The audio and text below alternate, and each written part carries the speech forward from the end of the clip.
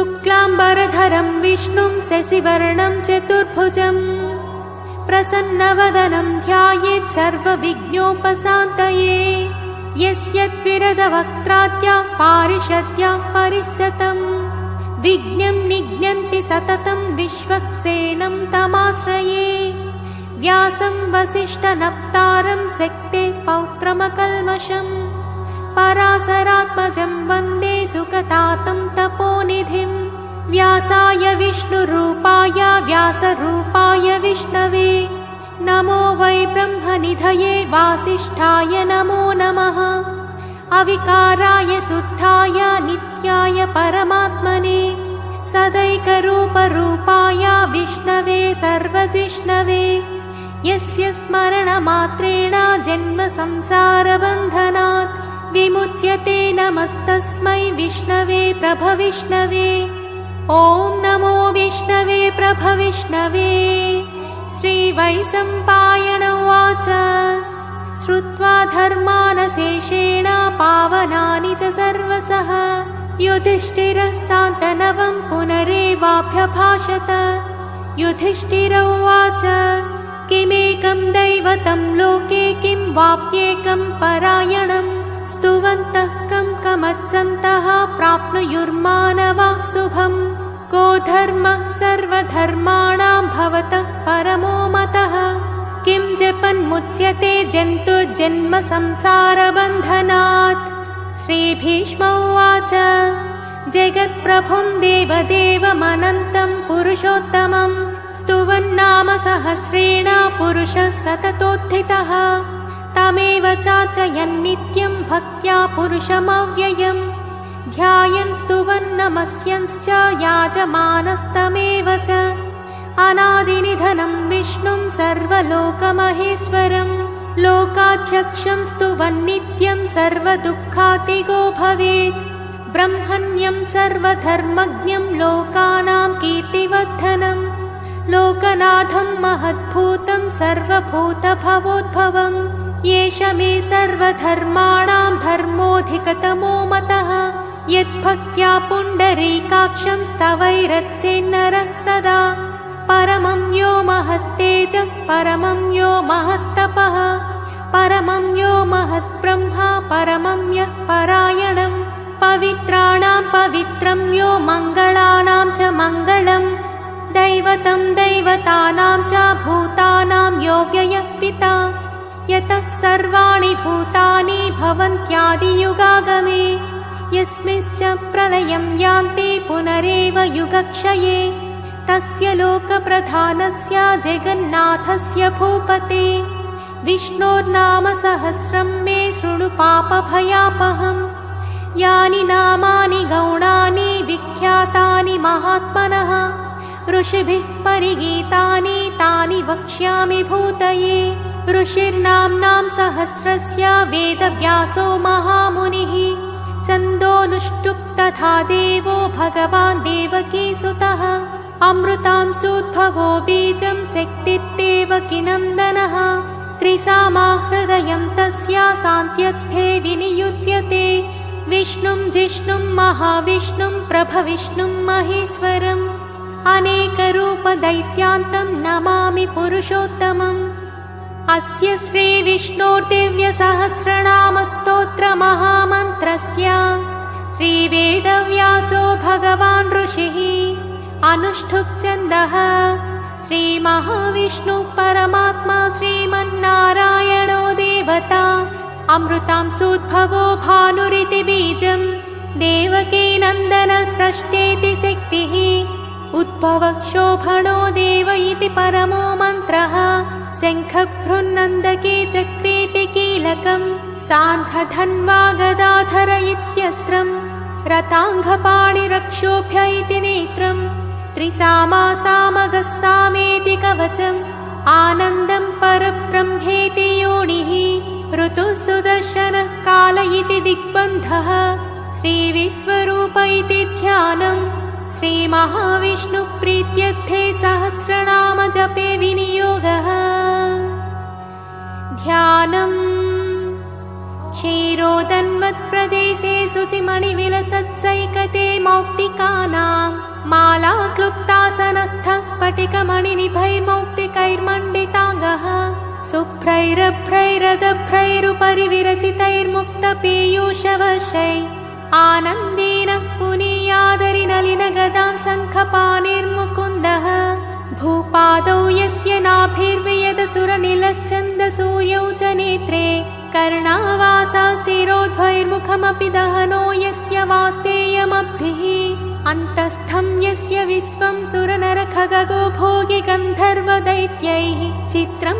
रम्यते तं त्रिभुवनवपुषं विष्णुमीशं नमामि।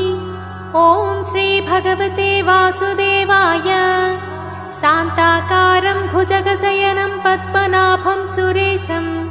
विश्वाकारं गगनसदृशं मेघवर्णं शुभाङ्गं लक्ष्मीकान्तं कमलनयनं योगिहृत्थान्नगम्यं वन्दे विष्णुं भवभयहरं सर्वलोकैकनाथं मेघश्यामं पीतकौसेयवासं श्रीवत्साङ्कं कौस्तुभोद्भासिताङ्गं पुण्योपेतं पुण्डरीकायताक्षं विष्णुं वन्दे सर्वलोकैकनाथम्। नमः समस्तभूतानामादिभूताय भूभृते अनेकरूपरूपाय विष्णवे प्रभविष्णवे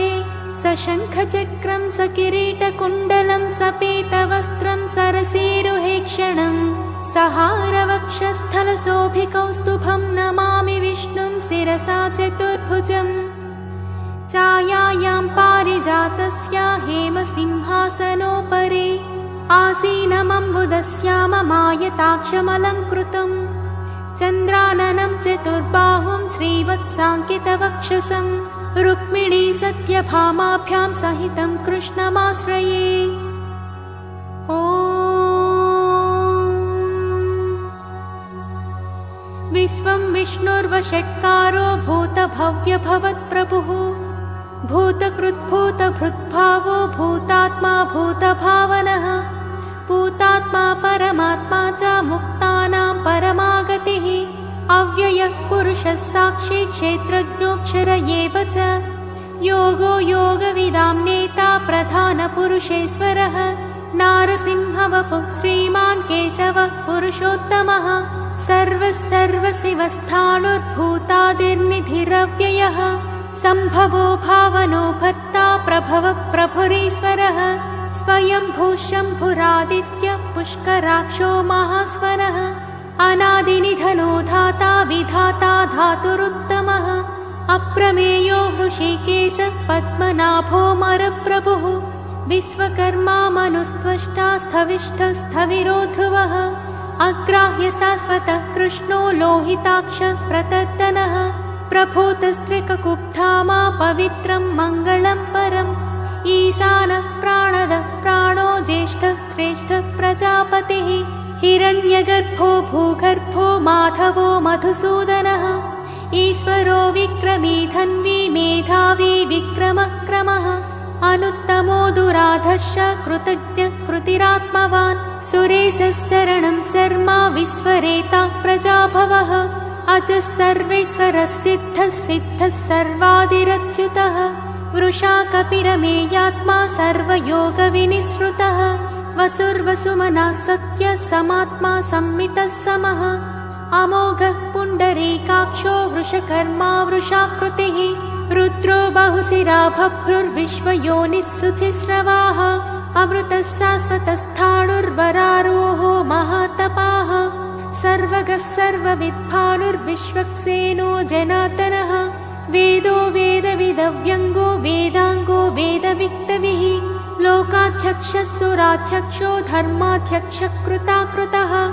चतुरात्मा चतुर्व्यूहश्चतुर्धंष्ट्रचतुर्भुजः भ्राजिष्णुर्भोजनं भोक्ता सहिष्णुर्जगदादिजः अनघो विजयो जेता विश्वयोनिः पुनर्वसुः उपेन्द्रो वामनः प्रांसुरमोघः सुचिरुचितः अतीन्द्रः सङ्ग्रहः सर्गो धृतात्मा नियमो यमः वेद्यो वैद्यः सदा योगी वीरः माधवो मधुः अतीन्द्रियो महामायो महोत्साहो महाबलः महाबुद्धिर्महावीर्य महाशक्तिर्महाद्युतिः अनिर्देश्य वपु श्रीमानमेयात्मा महादिधृत् महेश्वासो महीभर्ता श्रीनिवासः सताङ्गतिः अनिरुद्धः सुरानन्दो गोविन्दो गोविदाम्पतिः मरीचित्तमनोहंसः सुपर्णो भुजगोत्तमः हिरण्यनाभः सुतपाः पद्मनाभः प्रजापतिः अमृत्युत्सर्वदृक्सिंहः सन्धाता सन्धिमान् स्थिरः अजो दुर्मशणः शास्ता विश्रुतात्मा सुरारिः गुरुर्गुरुतमो धाम सत्यः सत्यपराक्रमः निमिषो निमिषस्रग्वी वाचस्पतिरुदारधीः अग्रणिर्ब्राह्मणैः श्रीमन्न्यायो नेता समीरणः सहस्रमूर्धा विश्वात्मा सहस्राक्षः सहस्रपात् आवर्तनो निवृत्तात्मा संवृतः सम्प्रमर्दनः आहः संवर्तको वह्निरनिलो धरणीधरः सुप्रसादः प्रसन्नात्मा विश्वसृड्विश्वभुग्विपुः सत्कर्ता सत्कृतः साधुज्जह्नु नारायणो नरः असंख्येयो प्रमेयात्मा विशिष्टः शिष्टकृच्छुचिः सिद्धार्थः सिद्धसङ्कल्पः सिद्धिदसिद्धिसाधनः वृषा हि वृषभो विष्णुर्वृषपर्वा वृषोदरः वर्धनो वर्धमानश्च विवक्तः श्रुतिसागरः सुभुजो दुद्धरो वाग्मी महेन्द्रो वसुदो वसुः नैकरूपो बृहद्रूपः सिपिविष्टः प्रकाशनः ओजस्तेजोद्युतिधरः प्रकाशात्मा प्रतापनः बुद्धस्पष्टाक्षरो मन्त्रश्चन्द्रांशुर्भास्करद्युतिः अमृतांशोद्भवो भानुः ससबिन्दुः सुरेश्वरः औषधं जगतः सेतुः सत्यधर्मपराक्रमः भूतभव्यभवन्नादः पवनः पावनो नलः कामः कामकृत्कान्तः कामः कामप्रदः प्रभुः युगाधिकृत्युगावर्तो नैकमायो महासनः अदृश्यो व्यक्तरूपश्च सहस्रजिदनन्तजित् इष्टो विशिष्टः शिष्टेष्टः शिखण्डी नहुषो वृषः क्रोधः क्रोधकृत्कर्ता विश्वबाहुर्महीधरः अच्युतः प्रतिदः प्राणः प्राणदो वासवानुजः अपां निधिरधिष्ठानमप्रमत्तः प्रतिष्ठितः स्कन्दः स्कन्दधरो धुर्यो वरदो वायुवाहनः वासुदेवो बृहद्भानुरादिदेवः पुनन्दरः अशोकस्तारणस्तारासूरः सौरिज्जनेश्वरः अनुकूलः सतावत्तः पद्मी पद्मनिभेक्षणः पद्मनाभोरविन्दाक्षः पद्मगर्भः शरीरभृत् महर्तिर्वृद्धो वृद्धात्मा महाक्षो गरुडध्वजः अतुलः सरभो भीमः समयज्ञो हरिर्हरिः सर्वलक्षणलक्षण्यो लक्ष्मीवान् समितिञ्जयः विक्षरो रोहितो मार्गो हेतुर्दामोदरः सहः महीधरो महाभागो वेगवानमितासनः उद्भवक्षोभणो देव श्रीगर्भः परमेश्वरः करणं कारणं कर्ता विकर्ता गहनो गुहः व्यवसायो व्यवस्थानः संस्थानः स्थानदो ध्रुवः परत्ते परमस्पष्टस्तुष्टः पुष्टः सुभेक्षणः रामो विरामो विरजो मार्गो नेयो नयो नयः वीरशक्तिमतां श्रेष्ठो धर्मो धर्मविदुत्तमः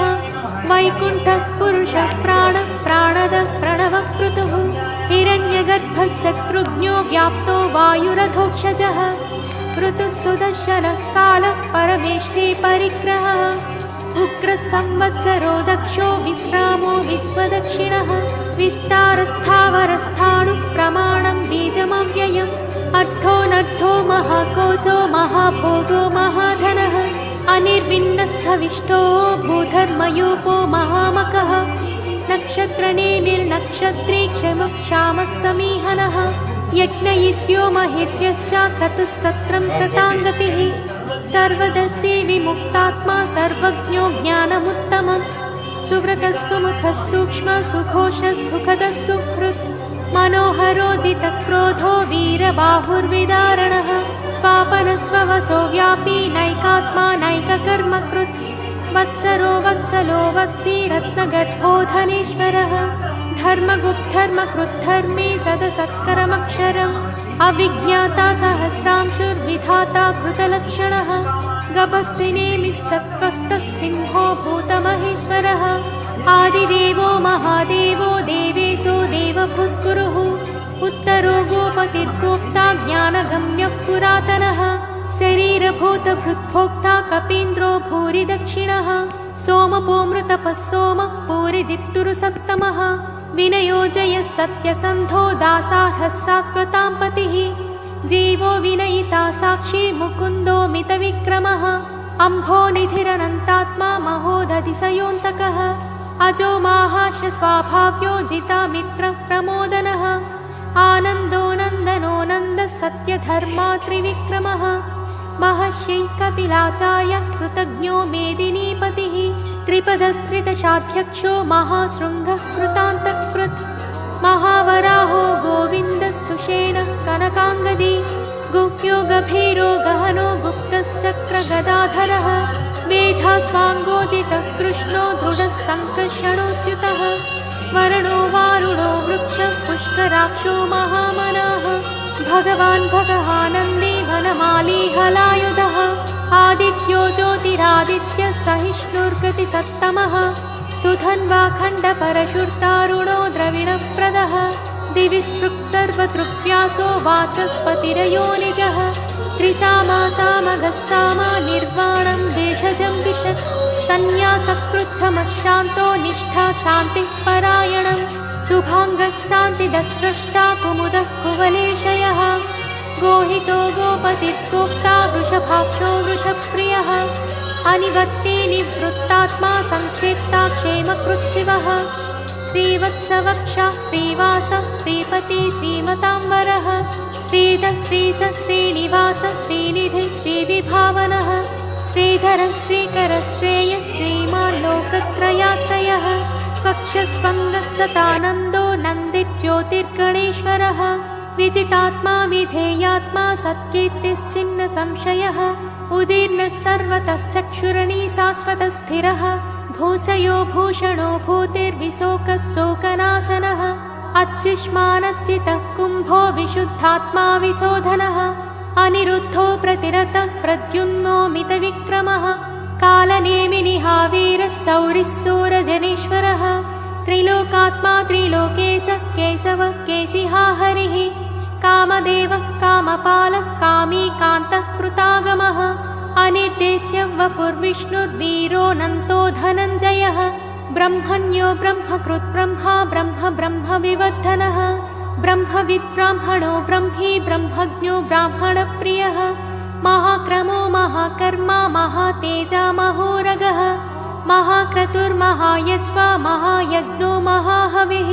स्तव्यस्तवप्रियस्तोत्रं स्तुतिस्तोतारणप्रियः पूर्णः पूरयिता पुण्यः पुण्यकीर्तिरनामयः मनोजवस्तिस्थकरो वसुरेता वसुप्रदः वसुप्रदो वासुदेवो वसुर्वसुमनाहविः सत्कृतिः सत्कृतिः सत्ता सद्भूतिः सत्परायणः सूरसेनो यदुश्रेष्ठः सन्निवासः सुयामुनः भूतावासो वासुदेवः सर्वासु निलयो नलः दर्पः दर्पदो दृप्तो दुर्धरोऽथा पराजितः विश्वमूर्तिर्महामूर्तिर्दीप्तमूर्तिरमूर्तिमान् अनेकमूर्तिरव्यक्तः शतमूर्तिः शताननः येको नैकस्तवः कः किं यत्तत्पदमनुत्तमम् लोकबन्धुर्लोकनाथो माधवो भक्तवत्सलः सुवर्णवर्णो हेमाङ्गो वराङ्गश्चन्दनाङ्गदी वीरः विषमाशून्यो घृतासीरचलश्चलः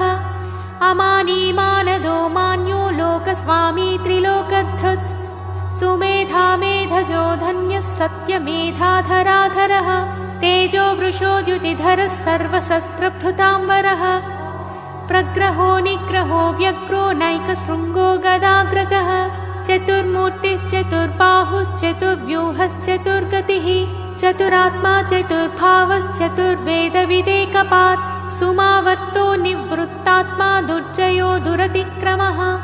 दुर्लभो दुर्गमो दुर्गो दुरावासो दुरारिः शुभाङ्गो लोकसारङ्गः सुतन्तुस्तन्तुवर्धनः इन्द्रकर्मा महाकर्मा कृतकर्मा कृतागमः उद्भवः सुन्दरः सुन्दो रत्ननाभः सुलोचनः अर्को वाजसनः शृङ्गी जयन्तः सर्वविजयी सुवर्णबिन्दुरक्षोभ्यः सर्वभागीश्वरेश्वरः महाह्रदो महागर्तो महाभूतो महानिधिः कुमुदः कुन्दरः कुन्दपज्जन्यः पावनोऽनिलः अमृतांसोऽमृतवपुः सर्वज्ञः सर्वतोमुखः सुलभः सुव्रतः सिद्धः शत्रुजिच्चत्रुतापनः न्यग्रोधोदुम्बरो स्वत्तश्चाणूरान्ध्रनिषूदनः सहस्राच्चिः सप्तजिह्वः सप्तैधा सप्तवाहनः अमूर्तिरनघोचिन्त्यो भयत्कृद्भयनाशनः अणुर्बृहत्कृशस्थूलो गुणबृन्निर्गुणो महान् अद्रुतस्वद्रुतस्वास्थ्या प्राग्वंशो वंशवर्धनः भारभृत्कथितो योगी योगीशः सर्वकामदः